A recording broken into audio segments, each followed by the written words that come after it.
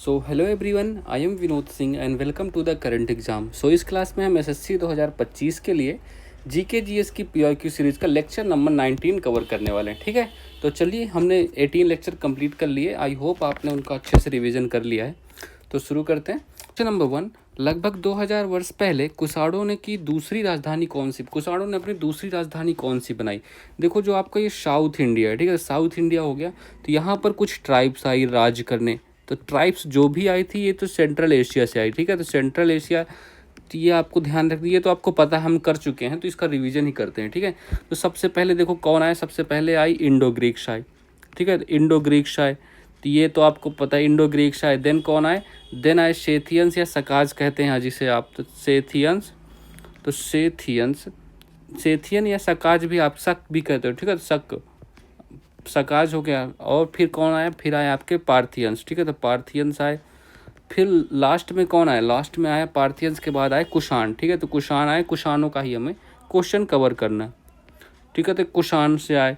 ठीक है, तो कुषाण देखो, अच्छा देखो, जो आपके जो सबसे पहले गोल्ड कॉइन्स चलाने वाले कौन थे? तो इंडो ग्रीक्स जो थे ना, इन्होंने ही सबसे पहले गोल्ड कॉइन्स चलाए। सबसे पहले गोल्ड कॉइन्स इनका, ये ध्यान रखिएगा, सबसे पहले गोल्ड कॉइन्स चलाने वाले। ठीक है, और इनका पावरफुल कौन था? पावरफुल राजा कौन था? सबसे ज़्यादा पावरफुल कौन था? मिलिंद पानो, है ना? ये आपको मिलिंद याद है ना?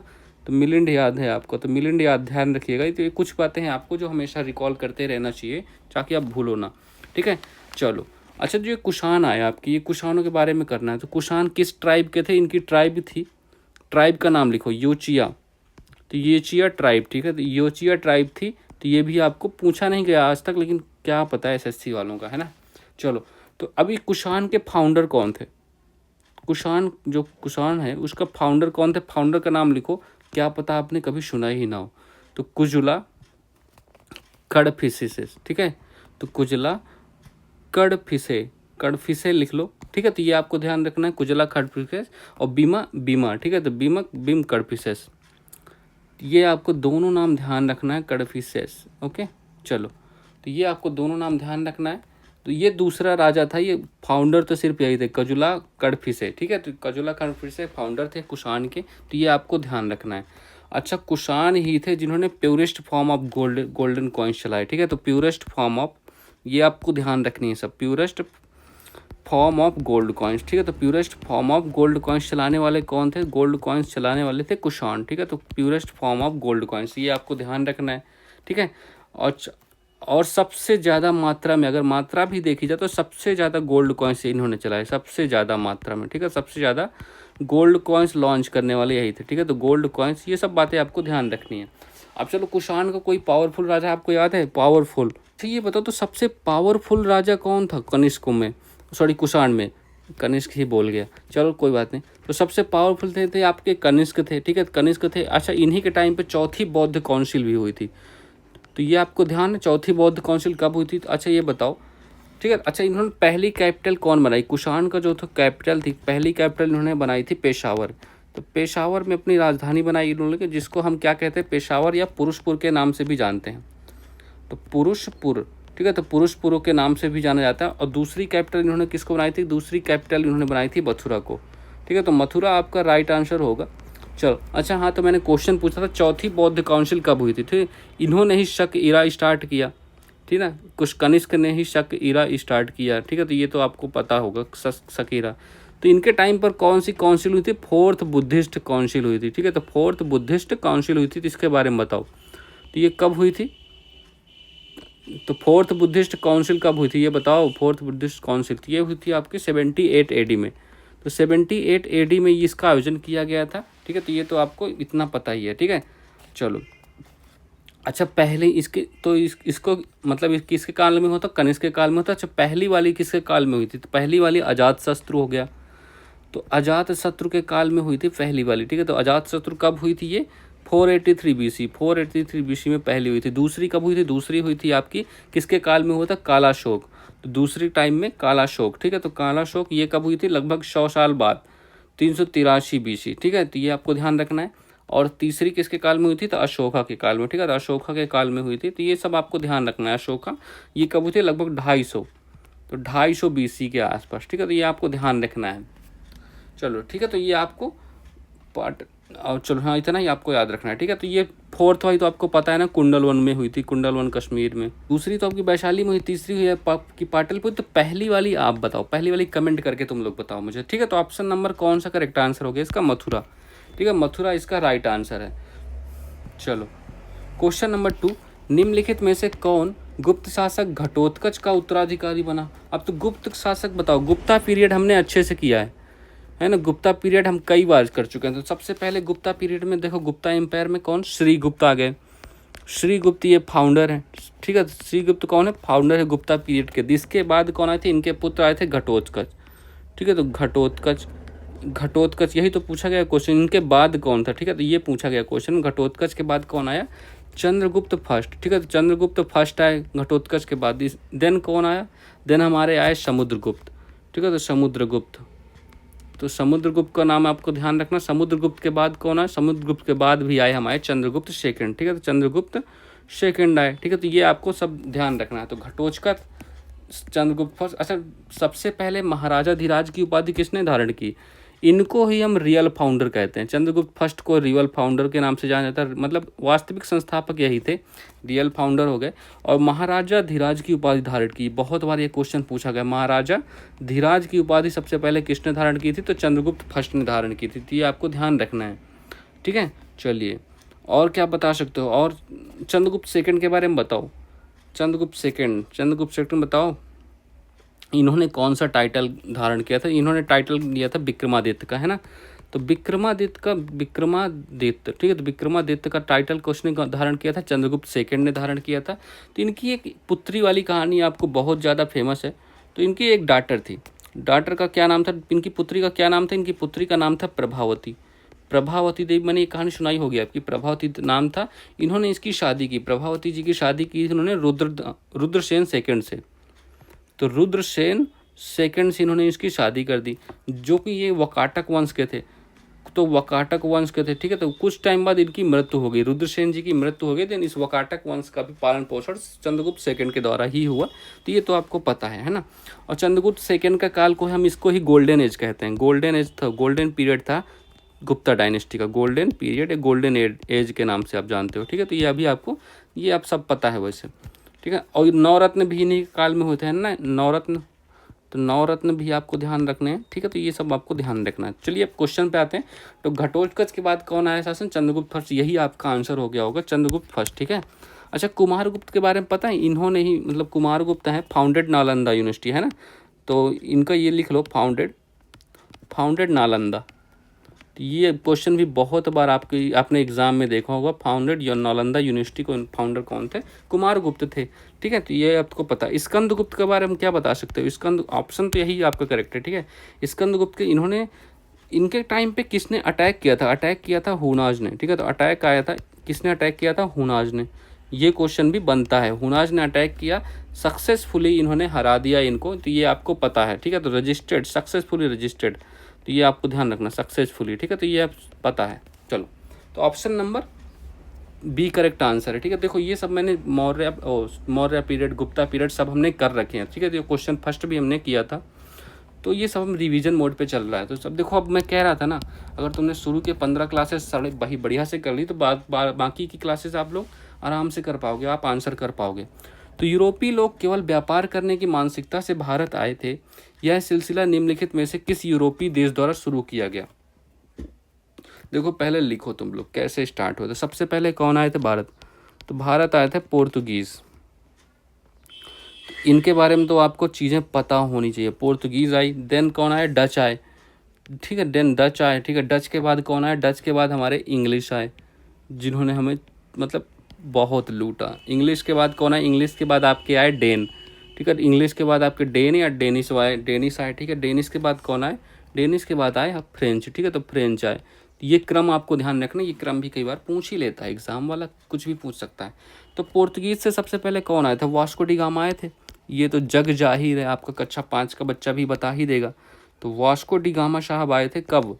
तो वास्को डी गामा साहब आए थे 1498 में। कहाँ इन्होंने पैर रखा था भैया? कालीकट में। तो कालीकट बंदरगाह में इन्होंने पैर रखा। तब यहाँ पर शासक कौन था? जमोरिन राजा था। तो जमोरिन राजा था, इन्होंने इसका बढ़िया से स्वागत किया, वास्को डी गामा का बहुत बढ़िया से स्वागत किया। ठीक है, तो ये तो हो गया, बट ये कुछ मसाले वसाले लेके चला गया भैया। लेकिन अब इसको तो स्वाद मिल गया यहाँ का, तो अब ये इसने क्या किया, ठीक है, तो इसने क्या किया, ये 1501 में वापस आया। तो 1501 में वापस आया, बट तब जमोरिन ने इसका विद्रोह किया। जमोरिन ने इसका विद्रोह किया, हमने बहुत हो गया भैया, अब नहीं, जितना था उतना ठीक है। ठीक है, चलो, तो ये तो आपको वास्को डी गामा का पता चल गया। और फिर यहाँ का कौन शासक हुए, तो पुर्तगीज से कौन, एक देन फ्रांसिस्को डी अल्मीडा। इनका नाम भी आपको ध्यान ही रखना है यार, ये क्वेश्चन बनते हैं। तो फ्रांसिस्को डी अल्मीडा है ना, तो फ्रांसिस्को डी अल्मीडा, इनका नाम आपको किस लिए याद रखना है, ब्लू वाटर पॉलिसी के लिए। तो ब्लू वाटर पॉलिसी इन्होंने लॉन्च की थी, जिसको कार्टेज सिस्टम भी कहते थे हम, ब्लू वाटर पॉलिसी। ठीक है, तो ब्लू वाटर पॉलिसी के लिए ध्यान रखना है, इसी को हम क्या कहते थे, कार्टेज सिस्टम। तो कार्टेज सिस्टम के नाम से जाना जाता था, ये तो आपको ध्यान होगा, वैसे पढ़ाया मैंने सब कुछ। ठीक है, तो ये क्या था, मतलब एक प्रकार का ट्रेड लाइसेंस दिया था, तो नवल ट्रेड लाइसेंस के नाम से जानते हो आप, नवल ट्रेड लाइसेंस था एक प्रकार का। ठीक है, ट्रेड लाइसेंस था। चलो, तो ये आपको ध्यान रखना। फ्रांसिस्को डी अल्मोड़ा के बाद आप और किसे याद रखोगे, आपको फिर याद रखना है नीनो डी कुन्हा को। सर इनको क्यों याद रखें, क्योंकि यही तो हैं जिन्होंने गोवा को बनाई थी अपनी कैपिटल। तो नीनो डी कुन्हा को इन्होंने गोवा को कैपिटल, इन्होंने पहले इनकी कोचीन कैपिटल थी, कोचीन टू इन्होंने गोवा कर दिया अपनी कैपिटल, गोवा को कैपिटल बना लिया। ठीक है, तो ये आपको ध्यान रखनी, इतनी बातें आपको पुर्तगीज के बारे में याद रखनी है। ठीक है, तो ये आपको क्लियर हो गया। डच कब आए, तो पुर्तगीज का हो गया, डच कब आए आपके, डच आए फिर आपके 1602 में, है ना। तो 1602 में इन्होंने कहाँ अपनी फैक्ट्री डाली थी, 1602 में इन्होंने फैक्ट्री डाली थी मसूलीपट्टनम में। ठीक है, तो मसूलीपट्टनम, यार ये सांप कैसे हो जाता है, तो मसूलीपट्टनम, तो 1602 में इन्होंने मसूलीपट्टनम में अपनी फैक्ट्री डाली थी, ये आपको याद रखना है। फिर इंग्लिश आए, इंग्लिश के बारे में हम अभी थोड़ा डिटेल से करेंगे, तो चलो इंग्लिश को छोड़ो, अभी करते हैं उसको। फिर डेन आए, डेन कब आए थे, डेन आपके 1616 में। ठीक है, तो डेन आए 1616 में आए। देन फ्रेंच कब आए, फ्रेंच कब आए, अच्छा फ्रेंच सबसे लास्ट में आए। ठीक है, 1664 अकॉर्डिंग, हाँ 1664। ठीक है, 1664 लिख लो, इसको थोड़ा कंफर्म कर लेना तुम लोग। ठीक है, चलो, तो ये तो क्लियर होगा। अब इंग्लिश के बारे में देख लो आप, इंग्लिश क्योंकि आपके लिए इंपॉर्टेंट है इंग्लिश की। चलो, तो इन्होंने सिस्टम स्टार्ट किया, मतलब कि ये व्यापार वाला सिस्टम, तो ब्रिटिश इसका राइट आंसर होगा। पहले तो ये लिखो तुम लोग। ठीक है, चलो अब आ जाओ लिख लो। तो देखो 1608 में क्या हुआ है, 1608 में कौन पधारा हमारे देश में, 1608 में आए हॉकिंस साहब, विलियम हॉकिंस। ठीक है, तो हॉकिंस आए और ये सीधे कहाँ चले गए, सीधे गए जहांगीर के यहाँ, मतलब इनको चाहिए था अधिकार, मतलब व्यापार करने के लिए अधिकार। ठीक है, तो बट इनको असफलता हासिल हुई, अनसक्सेसफुल हुए। ठीक है, तो असफल हुए। ठीक है, तो अनसक्सेसफुल हुए, जहाँ ये हॉकिंस असफल हुए। फिर इंग्लिश वालों ने क्या किया, 1611 में इन्होंने एक पहली फैक्ट्री डाली। तो फर्स्ट फैक्ट्री डाली गई, इन्होंने कहाँ डाली थी, फर्स्ट फैक्ट्री कहाँ, ये फर्स्ट फैक्ट्री बताओ यार कहाँ डाली थी इन्होंने, किसी को पता है। अच्छा, ये आप लोग ये बताइएगा। ठीक है, तो फर्स्ट फैक्ट्री डाली जो कि आपकी टेम्परेरी थी, बिल्कुल ही टेम्परेरी फैक्ट्री डाली थी। इसके बाद इन्होंने 1611 में तो ठीक है, बट 1613 में इन्होंने सूरत में परमानेंट फैक्ट्री डाली। सूरत में जो फैक्ट्री थी परमानेंट। ठीक है, तो ये आपको इतना तो आपको ध्यान ही होगा, ये परमानेंट। अच्छा, थॉमस रो कब आए थे, 1615 में आए थे ना ये, तो थॉमस रो, तो इनका ये अराइवल डेट काफ़ी पूछी गई है काफ़ी। ठीक है, तो ये सब आपको ध्यान रखना है। ठीक है, चलो। तो अच्छा, फ्रेंच ने अपनी पहली फैक्ट्री कब स्थापित की थी, तो इन्होंने 1668 में, तो 1668 में इनकी पहली फैक्ट्री थी सूरत में। ठीक है, तो सूरत में फर्स्ट फैक्ट्री थी इनकी। ठीक है, फ्रेंच की। ठीक है, तो ये आपको ध्यान रखना। तो इसका आंसर क्या हो गया, British, option number C correct answer हो गया, ब्रिटिश। ठीक है, चलिए क्वेश्चन नंबर 4 करते हैं। नटवरी नृत्य किस नृत्य शैली से संबंधित है, बताओ भाई, नटवरी नृत्य के बारे में करना है। तो नटवरी नृत्य ये आपको पहले करना है कत्थक। ठीक है, कत्थक आप आंसर मार्क करो, कत्थक के बारे में कुछ चीज़ें और जान लेते हैं। ठीक है, कत्थक, तो कत्थक में इसमें क्या होता है, कत्थक मतलब कथा या स्टोरी का इसमें दिखाया जाता है अपने नृत्य के द्वारा। ठीक है, नटवरी नृत्य शैली इसी को भी कहा जाता है, नटवरी नृत्य के नाम से जाना जाता है। ठीक है, नटवरी नृत्य मतलब क्या होता है, डांस ऑफ, इसको नटवरी मतलब क्या होगा, नटवरी मतलब डांस ऑफ कृष्णा। ठीक है, डांस ऑफ कृष्णा, ये आपको ध्यान रखना है। तो डांस ऑफ कृष्णा, ठीक है, तो ये आपको पता है। डांस ऑफ स्टोरी टेलर्स भी इसको कहते हैं, कथक को क्या कहते हैं, डांस ऑफ स्टोरी टेलर्स, वही बताया ना मैंने, कहानी इसके द्वारा दिखाई जाती थी, स्टोरी टेलर्स। तो ये आपको ध्यान रखना है ये सब बातें, ठीक है। चलो तो ये कहाँ का है, आप इतना तो जानते हो कि यूपी का है, यूपी का है। इसको इस एकमात्र मतलब क्लासिकल म्यूजिक है जिसमें हिंदुस्तानी म्यूजिक का उपयोग होता है, ठीक है। तो हिंदुस्तानी म्यूजिक इसमें प्रयोग होता है, ठीक है। तो ये आपको ध्यान रखना है इतनी बातें, ठीक है। चलो अच्छा, हिंदुस्तानी म्यूजिक जान गए आप। कार्नेटिक म्यूजिक पता है, कार्नेटिक म्यूजिक किसे कहते हैं? तो कार्नेटिक म्यूजिक ये मुझे नहीं लगता आपको बताने की ज़रूरत पड़नी चाहिए थी, बट बता रहा हूँ, ठीक है। तो ये कहाँ होता है, जहाँ केरल, साउथ इंडिया में जो प्रयोग, केरल, तमिलनाडु, कर्नाटक, आंध्र प्रदेश, तेलंगाना, यहाँ पर जो म्यूजिक प्रयोग होता था उसको हम कर्नाटिक म्यूजिक के नाम से जानते थे, ठीक है। अच्छा, यूपी के और कौन से फेमस डांस है यूपी के आपके नौटंकी हो गई, होता है ना, नौटंकी ना करो यार, नौटंकी मतलब कलाबाज इंसान। ख्याल हो गया, ठीक है, ख्याल हो गया, और कौन सा ख्याल हो गया, और क्या हो गया, चरकुला हो गया, चरकुला यूपी का ही है, ठीक है, चरकुला यूपी का हो गया, ठीक है। और बताओ, और रासलीला भी यहीं का, ठीक है। तो रासलीला भी आपको ध्यान रखना, ये सब यूपी के ही हैं, ठीक है। तो ये ध्यान रखिएगा। तो ऑप्शन नंबर 1 करेक्ट आंसर है। अच्छा, कथक के कुछ घराने हैं, लिख लो। कथक जो डांस है इसके घराने भी इंपॉर्टेंट हैं। तो इसमें टोटल 3 घरानों के बारे में हम बात करने वाले हैं, ठीक है। 3 घराने, तीनों के बारे में बात करने वाले हैं, ठीक है। पहला कौन सा हो गया, लखनऊ घराना, ठीक है। तो लखनऊ घराना हो गया, लखनऊ घराना। दूसरा कौन सा हो गया, दूसरा हो गया आपका जयपुर घराना, ठीक है। दूसरा आपका जयपुर घराना हो गया। तीसरा कौन सा हो गया, तीसरा हो गया बनारस घराना, ठीक है। तो बनारस घराना, इन तीनों की शुरुआत करने वाले कौन थे, तो ये भी लिख लेते हैं, ठीक है। तो लखनऊ घराने की शुरुआत किसने की थी, ईश्वरी प्रसाद ने। तो ईश्वरी प्रसाद जी ने लखनऊ की शुरुआत की, लखनऊ घराने की शुरुआत की, ठीक है। तो ईश्वरी प्रसाद, ओके। अब जयपुर घराने की प्रसाद, तो भानु जी ने, ठीक है। जयपुर घराने की शुरुआत किसने थी, भानु जी ने इसकी शुरुआत की थी। और बनारस घराने की जानकी प्रसाद, ठीक है। तो जानकी प्रसाद, ये आपको ध्यान रखना है। कुल मिला के मतलब ये कुछ भी क्वेश्चन आ ही जाता है कभी कभी, ठीक है। चलो अच्छा, एक लास्ट नवाब थे, वो भी कथक को मतलब कथक प्रदर्शित करते थे, वो भी कथक डांस करते थे, ठीक है। लास्ट नवाब कौन, क्या नाम था उनका, ये पूछ सकता है एग्जाम में, इसलिए याद आ गया तो मैंने बता देता हूँ। तो लास्ट नवाब कौन थे, वो अवध के नवाब थे, ठीक है। तो अवध के नवाब थे, इनका क्या नाम था, इनका वाजिद अली शाह, ठीक है। तो नाम लिख लो, वाजिद अली शाह, ठीक है। तो वाजिद अली शाह, तो ये भी कथक परफॉर्म करते थे, ठीक है। तो ये भी कथक को परफॉर्म करते थे। तो ये भी आपको इनको ध्यान रखना, उनका नाम, ओके, ठीक है। चलो, तो क्या आंसर होगा, आंसर आपका कथक हो गया, ऑप्शन नंबर 1 करेक्ट आंसर है।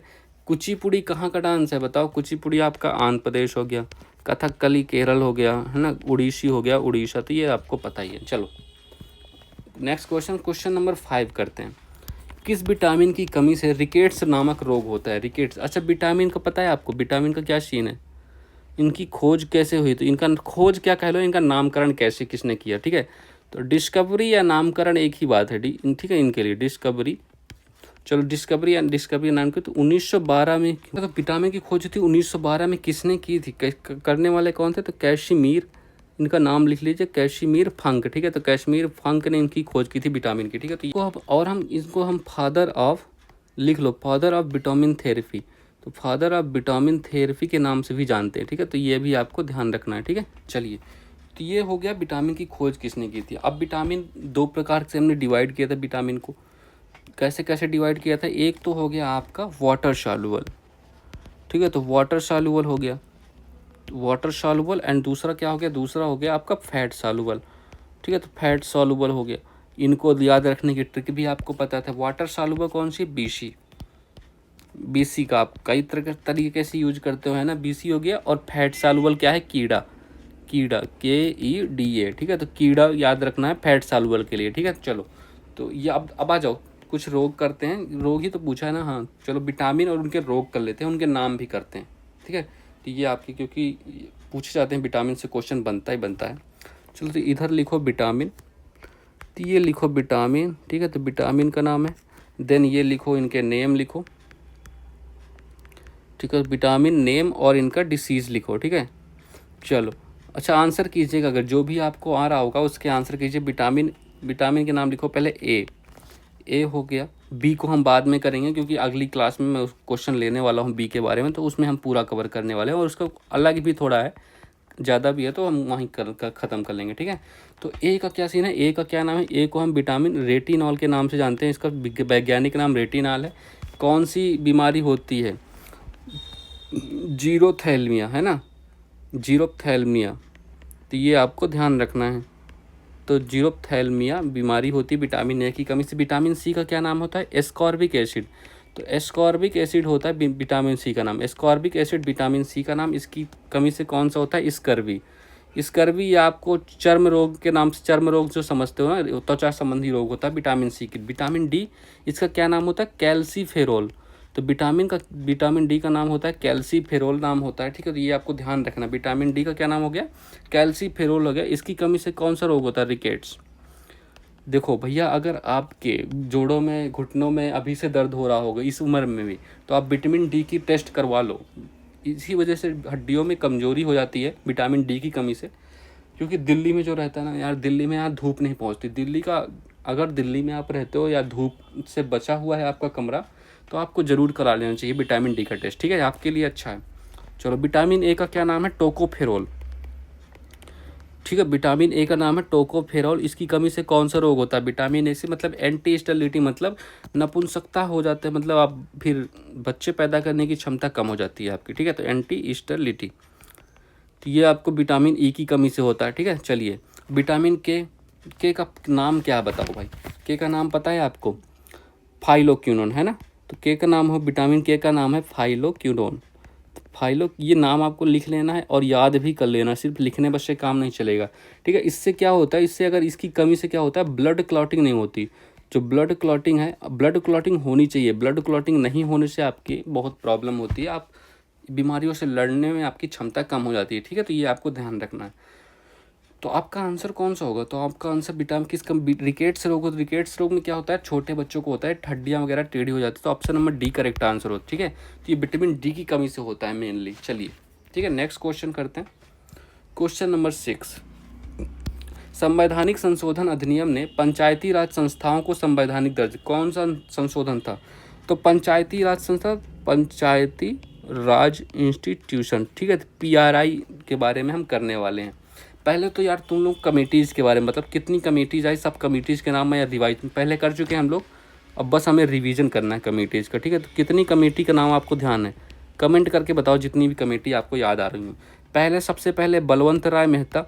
तो बलवंत राय मेहता कमेटी कब आई थी, 1957 में। और इसने क्या बताया, 3 टियर सिस्टम बताया था, है ना, 3 टियर सिस्टम बताया था, ये तो आपको पता है। दूसरी देन कौन सी आई, अशोक मेहता कमेटी। अशोक मेहता कमेटी ये कब आई थी, 1977 में। इन्होंने बताया कि 2 टियर सिस्टम, तो 2 टियर सिस्टम बताया, ठीक है। तो ये दोनों तो बहुत महत्वपूर्ण है, इनका तो आपको पता ही होगा। अब लिखो GBK राव। तीसरी कमेटी कौन सी आई, GBK राव कमेटी आई। ये कब आई थी, 1985 में। तो 1985 GBK राव हो गई। फिर LN सिंघवी का नाम लिखो, LN सिंघवी। तो LN सिंघवी कमेटी कब आई थी, 1986 में। तो 1986 में LN सिंघवी कमेटी आई। फिर थुंगन कमेटी, देखो ये एक बार एग्जाम में क्वेश्चन ऐसे आता है, इनमें क्रम, सही से क्रम मतलब कौन पहले आई, इस क्रम में इनको लगाने के लिए कई बार क्वेश्चन आ चुका है, ठीक है। कई बार सिर्फ ईयर ही पूछ लेता है। थुंगन कमेटी कब आई थी, ये 1988 में।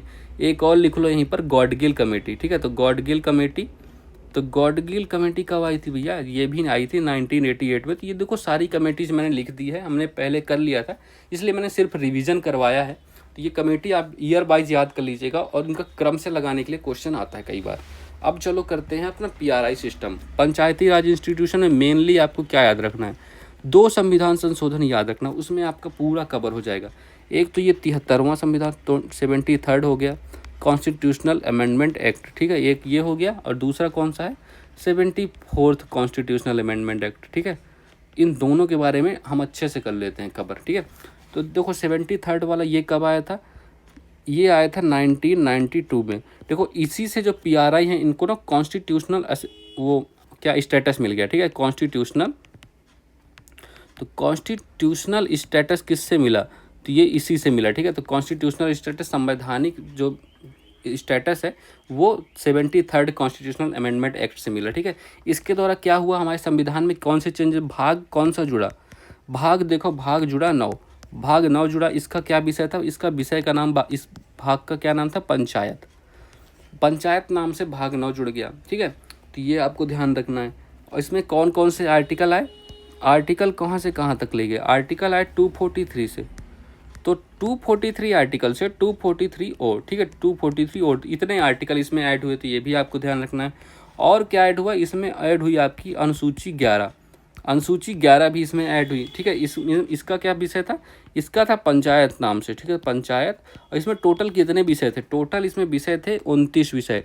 ये एग्ज़ाम में पूछा जाता है, ये बहुत लोग इग्नोर कर देते हैं, पर इसमें पंचायत के 29 विषयों के बारे में अनुसूची 11 में उल्लेख है, तो ये आपको याद रखना है, ठीक है।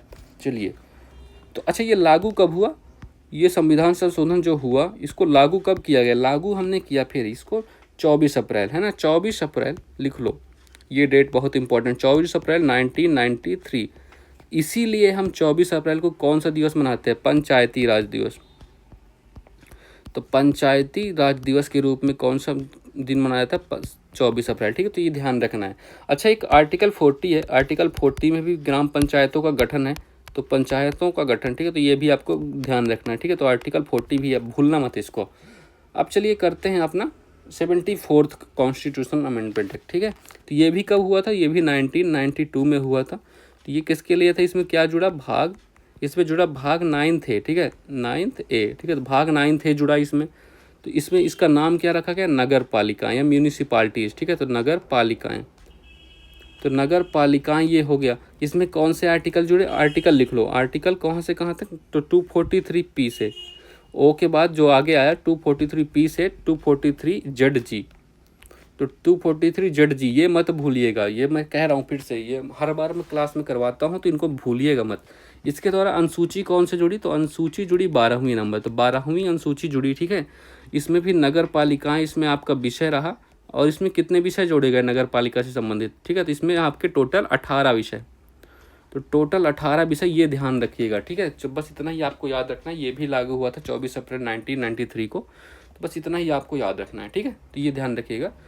तो चलिए, क्या है पूछा गया था, तो ऑप्शन नंबर कौन सा करेक्ट होगा, संवैधानिक दर्जा कहाँ से मिला, तो कॉन्स्टिट्यूशनल स्टेटस मिला 73 कॉन्स्टिट्यूशनल अमेंडमेंट से, ठीक है। अच्छा चलो बताओ भाई, अब कुछ और क्वेश्चन बता दो। अच्छा, कुछ और मैं लिखाना चाहता हूँ, तो वो तो चलो यहीं पर कर लेता हूँ मैं, इस ऑप्शन वाले तो नहीं, बट देखो 44वां संविधान संशोधन, इसमें क्या हुआ था, removed the right of property, मतलब जो राइट टू प्रॉपर्टी था, इसको रिमूव किया गया था, है ना। तो इसको रिमूव करके इसको हमने 300A में जोड़ दिया, ये तो आपको पता है ना, ये आपको पता है। 100वां कॉन्स्टिट्यूशनल अमेंडमेंट, 100वें में क्या किया गया था, 3 बीघा हमने बांग्लादेश को दे दिया था, 3 बीघा कॉरिडोर, 3 बीघा कॉरिडोर के नाम से जाना जाता है ये फैसला, हमने इसको किसको दिया, बांग्लादेश को दिया, ठीक है। भूमि का डिस्प्यूट था। 61 में क्या हुआ कॉन्स्टिट्यूशनल अमेंडमेंट एक्ट में, ये 1988 को हुआ था, इसमें हम मतदान की उम्र 21 साल से घटा के हमने 18 साल कर दी, तो ये आपको ध्यान रखना है, ठीक है। तो option number A correct answer है इसका, और ये कुछ और चीज़ें ध्यान रखिएगा। चलिए क्वेश्चन नंबर 7 करते हैं। अखिल भारतीय मुस्लिम लीग की स्थापना 1906 में कहाँ हुई थी, बताओ भाई। सबसे पहले आपको तो बता दो बंगाल पार्टीशन कब हुआ था, तो बंगाल पार्टीशन डेट सही बताओ तुम लोग मुझे, तो बंगाल पार्टीशन बताओ भाई। और किसने किया था, वायसराय कौन था इस समय, तो बंगाल पार्टीशन के समय ये हुआ था आपका 16 अक्टूबर 1905। किसने करवाया था भैया, करजन ने, करजन का नाम कैसे बोल सकते हो, ठीक है। तो इन्होंने करवाया था। इसमें हमने क्या बंगाल को 2 भागों में बांटा है, पूर्वी एंड पश्चिमी, तो पूर्वी एंड पश्चिमी बंगाल में बट गया, ठीक है। तो पूर्वी एंड पश्चिमी बंगाल में बट गया। तो पूर्वी वाला जो बंगाल था, तो वो तो हो गया किसमें, वो उसको हमने बांग्लादेश बना दिया, और पश्चिमी वाला जो बंगाल था वो हमारा वेस्ट बंगाल के नाम से आज भी जाना जाता है, ठीक है, वो तो आपको पता है। अच्छा, इस पार्टीशन को हम देखो, अब यहीं पर मुस्लिम लीग का हमने कॉन्सेप्ट मिला हमें, ठीक है। जब ये बंगाल का, ये मतलब डिवीज़न हो गया, बंगाल का पार्टीशन हुआ, तो ये पश्चिमी वाले बंगाल, सॉरी पूर्वी वाले में, तो पूर्वी वाले में यहाँ पर इन्होंने क्या बनाया, यहाँ पर इन्होंने बनाया मुस्लिम लीग, ऑल इंडिया मुस्लिम लीग, ठीक है, ऑल इंडिया मुस्लिम लीग, ये आप AI भी लिख लो। ऑल इंडिया मुस्लिम लीग की स्थापना हुई, कहाँ इसकी फाउंडेशन रखी गई, तो फाउंडेड इन ढाका, क्योंकि ये ढाका की मतलब मुसलमानों के लिए उसी को पूर्वी वाले को रखा गया था। ढाका में ऑल इंडिया मुस्लिम लीग की स्थापना हो गई तुरंत, और ये अपनी तरह की फर्स्ट ये याद रखना, अपनी तरह की ये फर्स्ट मुस्लिम पार्टी थी, मतलब भारत में पहली बार किसी मुस्लिम पार्टी का निर्माण हुआ, फर्स्ट मुस्लिम पार्टी थी, ये आपको ध्यान रखना है, ठीक है। तो फर्स्ट मुस्लिम पार्टी थी ये, तो ये पता ही होगा आपको ऐसे। चलो, तो ढाका में इसका निर्माण हो गया। फिर क्या हुआ, फिर हमारा मतलब फिर सीन हो गया, मतलब कि 1911 में हमने बंगाल पार्टीशन रद्द कर दिया। जो दिल्ली दरबार लगा, हमने बंगाल पार्टीशन रद्द किया, तो अब मुस्लिम लीग वाले बहुत रुष्ट थे, मतलब बहुत नाराज़ हो गए ये लोग कि यार तुमने बनाया, हमने पार्टी भी बना ली और तुम फिर मिला दिए सब। तो इनको खुश करने के लिए, अंग्रेज़ों ने इनको खुश करने के लिए राजधानी कैपिटल शिफ्ट किया कहाँ, Kolkata to Delhi. Kolkata to Delhi capital shiftment हुआ था, इनको खुश करने के लिए हुआ था, क्योंकि दिल्ली में उस समय मुग़ल बादशाह थे, तो इनको लगा कि ऐसा करने से ये लोग खुश हो जाएंगे। बट उससे भी कुछ खास बात नहीं बनी, ठीक है, उससे भी कोई खास बात नहीं बनी। देन मुस्लिम लीग ने फैसला किया लखनऊ पैक्ट में। तो लखनऊ पैक्ट आ गया। तो लखनऊ पैक्ट में क्यों इनका मतलब साठ-गांठ हुई, मतलब लखनऊ पैक्ट में मुस्लिम लीग और आईएनसी साथ में आ गए, इसीलिए आ गए क्योंकि इनको जम नहीं रहे थे वो अंग्रेज, ठीक है। तो ये समझ गए ना आप पूरा क्या सीन था। लखनऊ पैक्ट कब हुआ था, ये बहुत इंपॉर्टेंट पैक्ट है, दिसंबर 1916 में लखनऊ पैक्ट हुआ, और इसमें एग्रीमेंट हुआ बिटवीन आईएनसी और इनके बीच, ठीक है, मुस्लिम लीग के बीच, ठीक है। तो ये एग्रीमेंट हो गया इनके बीच, और इसी में नरम दल गरम दल भी साथ आए, तो ये तो आपको सब पता है। चलो, अच्छा, अब तो मुस्लिम लीग के बारे में कुछ और बातें ध्यान रखना है, ठीक है। तो अब ये छूट रहा था हमारा, तो इसके अच्छा ये बताओ, मुस्लिम लीग है जिसको फाउंडेशन किसने की थी। फाउंडेशन इसकी हुई 30 दिसंबर 1906 को इसकी फाउंडेशन हुई। कौन कौन ने मिलके किया था, तो बताओ। तो ये इसकी स्थापना की थी, देखो फाउंडर्स कौन कौन थे। तो फाउंडर्स में थे तो सैयद आमिर अली। तो सैयद आमिर अली का नाम याद रखिएगा। और कौन था, और खान बहादुर गुलाम। तो खान बहादुर का नाम याद रखिएगा, खान बहादुर, ठीक है। और किसका नाम याद है, सलीमुल्लाह। सलीमुल्लाह, ये कुछ नाम है जो फाउंडर्स में थे, ठीक है। तो इनका नाम याद ध्यान रखिएगा। फाउंडर्स में मोहम्मद अली जिन्ना बिल्कुल भी फाउंडर्स में नहीं थे, ये आप मत भूलिएगा, ठीक है। अच्छा, इसके पहले हेड कौन थे, जो मुस्लिम लीग है इसके फर्स्ट हेड कौन थे। तो फर्स्ट हेड का नाम बताओ। तो इनके फर्स्ट हेड थे आपके आगा खान, ठीक है। तो आगा खान का नाम आपको याद रखना है। तो आगा खान थे फर्स्ट हेड, आगा खान थर्ड भी आप याद रख सकते हो, या आगा खान बस, ठीक है। चलिए, अब बताओ, जिन्ना साहब बहुत अच्छे नेता थे यहाँ के, तो जिन्ना कब आए मुस्लिम लीग में, जिन्ना कब आए। तो जिन्ना, देखो, जिन्ना ने मुस्लिम लीग को ज्वाइन किया, तो ज्वाइंड इन 1913। तो 1913 में जिन्ना ने मुस्लिम लीग को ज्वाइन किया, ठीक है। अच्छा, जिन्ना को कौन सी उपाधि टाइटल मिला था, कायदे आजम कहते थे इनको, कि कायदे में रहो, कायदे आजम, ठीक है। तो कायदे आजम के नाम से ये जाने जाते थे, इनका टाइटल मिला था, ये तो आपको पता ही है, ठीक है।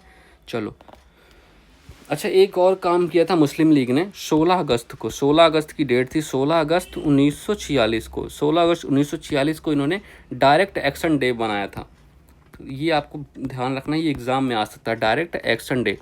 तो डायरेक्ट एक्शन डे तब इसके अध्यक्ष थे, बाई मुस्लिम लीग सेलिब्रेट किया गया था। अब जिन्ना तब इसके हेड थे। तो डायरेक्ट एक्शन डे कब होता है, 16 अगस्त 1946 को मुस्लिम लीग के द्वारा इसको सेलिब्रेट किया गया। कुल मिला के आपको इतना ध्यान रखना है, ठीक है। चलिए, तो ऑप्शन कौन सा करेक्ट है, ऑप्शन नंबर आपका ए करेक्ट है। ढाका में इसकी स्थापना हुई थी मुस्लिम लीग की 1906 में, ठीक है। तो दिसंबर 1906 में, ठीक है। ये क्लियर हो गया। चलिए, क्वेश्चन नंबर 8 करते हैं। ऊपरी ब्रह्मपुत्र की सबसे बड़ी सहायक नदी कौन सी है, जो तिब्बती हिमालय से निकलती है और अरुणाचल प्रदेश से होकर भारत में प्रवेश करती है। अब देखो, मैं आपको इसका आंसर बताता हूँ। देखो, तीस्ता तो हो नहीं सकती, क्यों, क्योंकि सर ये सिक्किम से निकलती है, तो वहाँ अरुणाचल में कहाँ जाएगी, है ना। तो तीस्ता तो हो नहीं सकती। मानस नहीं, शायद मानस नेशनल पार्क आपने सुना है ना, असम में मानस नेशनल पार्क, तो ये असम में है, असम से कहाँ उधर जाएगी, है ना। तो इसका आपका आंसर क्या होगा, आंसर होगा सुबनसिरी होगा। आप कैसे होगा, आइए मेरे साथ, चलिए ये देखते। यहाँ से तो आप समझ नहीं पाओगे, मैं आपको दिखाता हूँ। देखो, अगर ये आपका, चलो मैं आपको वैसे ही करा देता हूँ। ये आपका कोई प्लेस है, कहाँ पे है, तिब्बत में है, ठीक है, इंडिया के जस्ट ऊपर तिब्बत में है। इसको हम क्या कहते थे, इसको हम अंगिसिया या और क्या, चेमयंगदंग, ठीक है। ये भी आपको ध्यान रखना है। चेमायुंग दुंग, ठीक है। तो ये ग्लेशियर का नाम है, चेमायुंगदुंग ग्लेशियर है, ठीक है। अंगी ग्लेशियर या चेंगायुंगदुंग, ठीक है। तो ये ग्लेशियर है। इस ग्लेशियर का नाम मैं क्यों बता रहा हूँ आपको, क्योंकि यहीं से निकलेगी अपनी ब्रह्मपुत्र, ठीक है। तो ये इस ग्लेशियर का नाम है, यहाँ से अपनी ब्रह्मपुत्र निकलती है। ऐसे आती गई पता अचानक से यूं टर्न ले लिया, ठीक है। अब ये तिब्बत में इसका नाम क्या है, इसको हम तिब्बत में क्या सांगपो नाम से जानते हैं। ये क्वेश्चन एग्जाम में एसएससी ने बहुत बार पूछा है, ये सांगपो नाम। तिब्बत में ब्रह्मपुत्र नदी का क्या नाम है, सांगपो, ठीक है। तो ये आपको नहीं भूलना, ठीक है। तो सांगपो ध्यान रखना किस ग्लेशियर से निकली है, अंगी या चेमायंगदुंग, ठीक है। चेमायंगदुंग ग्लेशियर हो गया। अब यहाँ पर अचानक से क्यों मुड़ गई, क्यों, यहाँ पर एक पर्वत है, क्या नाम, उसका क्या नाम है लिखते हैं, इसको हम कहते हैं नामचा बरवा, ठीक है। तो नामचा बरवा नाम के ध्यान रखना है। ये यहाँ से इसके कारण ये मुड़ गई, बिल्कुल से मुड़ गई। और ये मुड़ के कैसे आई, ये इंडिया में घुसी, ठीक है। इंडिया में घुसी और देन चलती रही, और यहाँ पर एक ये आपका द्वीप है, देन ये आपकी बांग्लादेश में ऐसे आती है, ठीक है। चलो, ये आपका बांग्लादेश है। अरे ऐसे नहीं, अरे क्या हो गया, चलो ये आपका बांग्लादेश है, ठीक है। इसको, ये बांग्लादेश है, ऐसे हम करेंगे। अभी इसको बताता हूँ फिर कैसे करना है, थोड़ा ऐसे, ठीक है। चलो, तो अब ये देखो, नामचा पर्वत से इंडिया में इसने प्रवेश किया, अरुणाचल प्रदेश में प्रवेश करती, इसीलिए यहाँ पर इसका क्या नाम है, इसका नाम यहाँ पर हमने सियांग रखा, सियांग। इसको हम सियांग नाम से जानते हैं। देन आपको हमने इसको दिहांग नाम से भी जाना, मतलब इसके कई नाम यहाँ पर हमने सुनने, ठीक है। दिहांग नाम से भी इसको जानी गई। और फिर ये क्या है, ये आपका इसके बारे में लिख लो, ये विश्व में सबसे बड़ा नदी द्वीप है, विश्व में सबसे बड़ा नदी द्वीप, ठीक है। तो ये आपको पता होना चाहिए। तो विश्व, इसका क्या नाम है, माजुली द्वीप, ठीक है। तो माजुली, तो नदी में बना हुआ सबसे बड़ा द्वीप माजुली आइलैंड, ठीक है। तो माजुली आइलैंड के नाम से ब्रह्मपुत्र नदी में है, ठीक है। तो ये आपको ध्यान रखना है, ठीक है। तो ये आपको पता है, ठीक है। इतनी बातें आपने देख ली, ठीक है। चलो, ये देखो शार्प टर्न, ये जो शार्प टर्न होता है, इसको फिर से बनाना पड़ेगा यार, रुक जाओ तुम लोग। तो ये ऐसे आती है और ऐसे शार्प टर्न लेती है, ठीक है। तो ये जो शार्प टर्न कहाँ से लेती है, ये शार्प टर्न लेती है आपकी धुबरी से, तो धुबरी असम से, ठीक है। धुबरी असम से ये शार्प टर्न लेती है। अब चलो, अब इसकी हम ट्रिब्यूटरीज करते हैं, ठीक है। तो ये आपने देख लिया क्या इसका रास्ता है, ठीक है। तो ये आपने सब देख लिया, अब इसकी करते हैं हम ट्रिब्यूटरीज, ठीक है। तो सबसे पहले लिखो लोहित, ये यहाँ पर लोहित आपकी है, ठीक है। लोहित कितनी इंपॉर्टेंट, लोहित हो गई। और ऊपर एक यहीं से लिखो, यहीं पर दिबांग लिखो, ठीक है, दिबांग। तो ये आपकी 2 ट्रिब्यूटरीज हो गई, इंपॉर्टेंट लिखाऊंगा, ठीक है। दिबांग हो गई।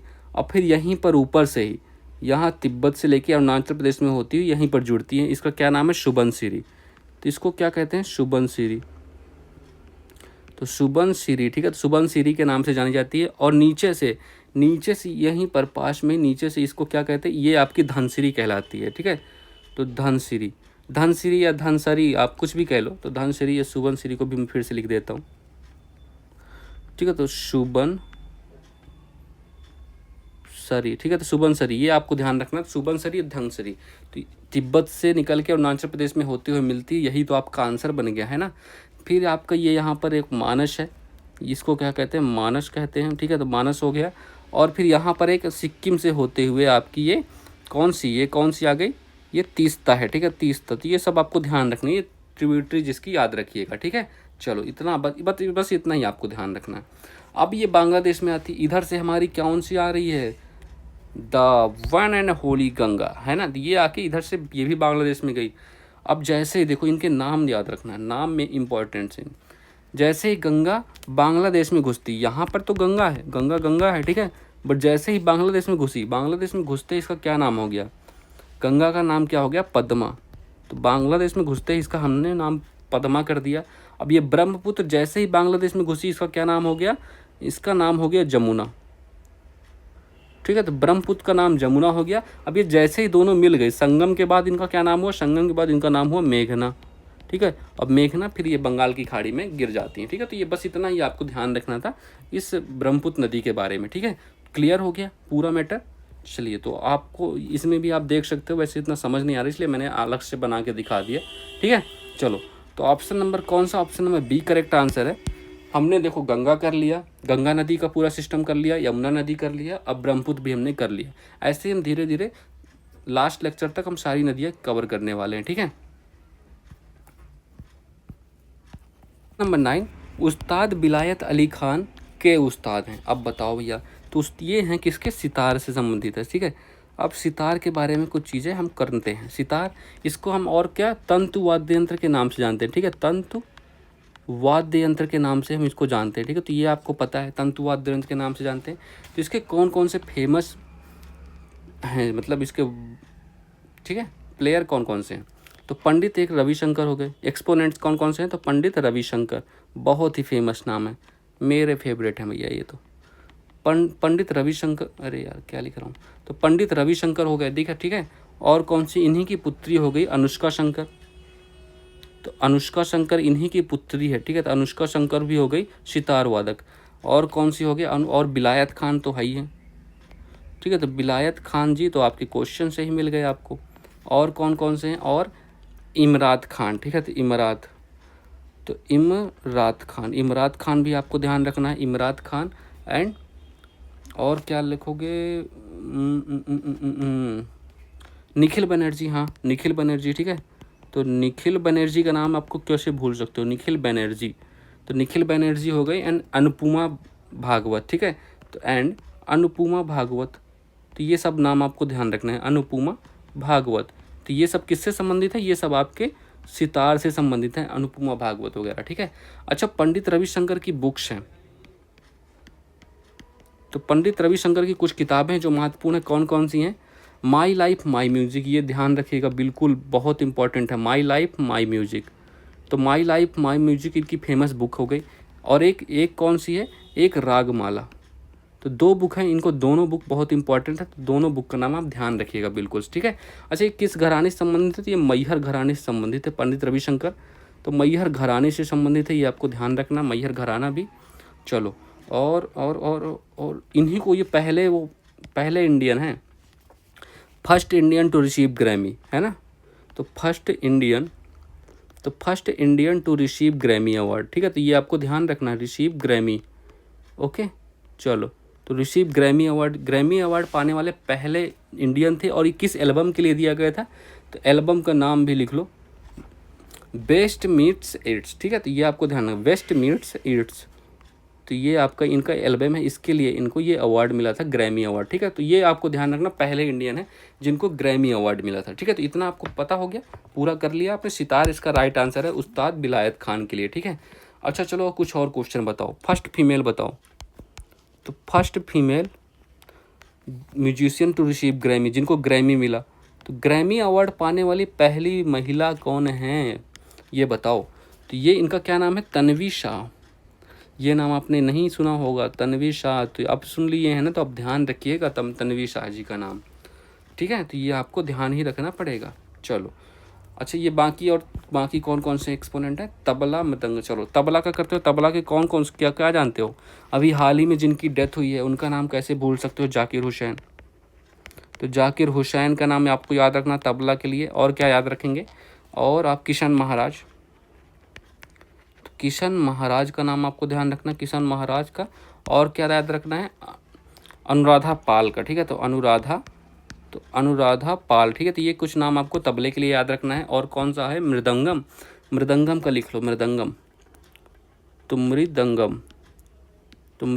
का भी लिखना है। तो मृदंगम के कौन कौन से फेमस एक्सपोनेंट, एक KB प्रसाद लिख लो बस अब, KB प्रसाद, ठीक है। तो KB प्रसाद, ये SSC में ये क्वेश्चन आ चुका है। और फ्लूट के लिए किसे जानते हो आप, फ्लूट, बांसुरी कौन कौन बजाता है, बांसुरी के लिए आप किसको जानते हो, एक हरिप्रसाद चौरसिया हो गया। तो एक हरिप्रसाद चौरसिया जी का नाम है, आपको ध्यान है ना, चौरसिया।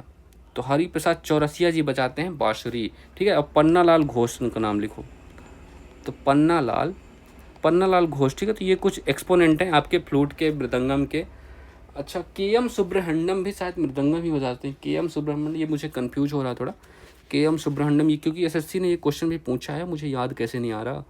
दिमाग से अचानक से निकल गया, ठीक है। चलो तुम लोग देख लेना, के.एम. सुब्रह्मण्यम का नाम देख लेना, ठीक है, ठीक है। चलो आते हैं अपने लास्ट क्वेश्चन में आज के, क्वेश्चन नंबर 10। अच्छा हमने आंसर मार्क कर लिया है, ठीक है, तो हमने सितार आंसर मार्क कर लिया, ओके। तो भारत के सर्वोच्च नागरिक पुरस्कार भारत रत्न से सम्मानित होने वाले पहले संगीतकार कौन थे?